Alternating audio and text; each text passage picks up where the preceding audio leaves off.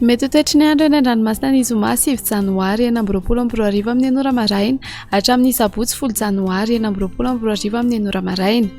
Mila malina trano ny eny an-dranomasina na tsy misy azy ny fampitandremana. Ho an'ny morontsiraka Atsinanana nitazona bobaomby hatrany amin'ny tanjona Angotsy hanorana tandrifin-drahona ho avy atsimona atsimo Atsinanana nandrifitra ka ho 20 hatramin'ny 30 km isan'ora adiny mpanonjana Anonjabe ny ranomasina avy onjy 1 hatramin'ny 2 metatra.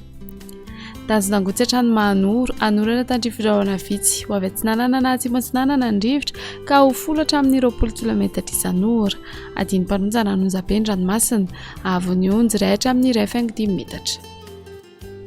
Mahanoratra ny Taolaniaro hanorana tandrifin-drahona magakaiky ny Taolaniaro andrahoana mahalana ny anakafa ho avy Atsinanana na avaratra Atsinanana nandrifitra ka ho 10 hatramin'ny 20 km isan'ora hatratra 30 km isan'ora ny atsimony Farafangana Anonjabe ny ranomasina avy onjy 1.5 hatramin'ny 2 metatra.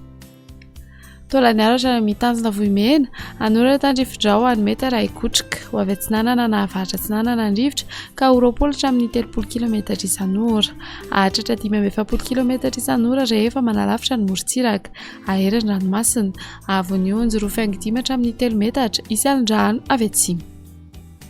Ho an'ny morontsiraka andrefana tanjona Vohimena hatrany amin'ny tanjona Ankabo hanorana tandrifin-drahona metatra ikotrika ho avy avaratra andrefana nandrifitra ka ho 10 hatramin'ny 20 km isan'ora ho avy Atsinimo Atsinanana kosa manomboka ny alina ka ho 10 hatramin'ny 20 km isan'ora Anonjabe na aheriny ranomasina avy onjy 2 hatramin'ny 2.5 metatra hatratra 3 metatra amin'ny fiandohan'ny Fepitaona isan'andrano avy atsimo andrefana.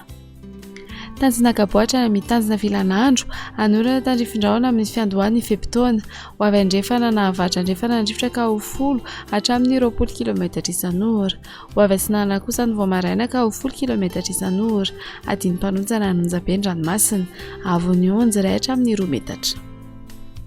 Tanjona Vilanandro hatrany Analalava hanorana tandrifin-drahona ny Voamaraina ho avy avaratra andrefana nandrifitra ka ho 10 km isan'ora ho avy atsimo Atsinanana kosa ny Maraina ka ho 10 hatramin'ny 20 km isan'ora adiny mpanonjana ranomasina avy onjy 1.5 metatra.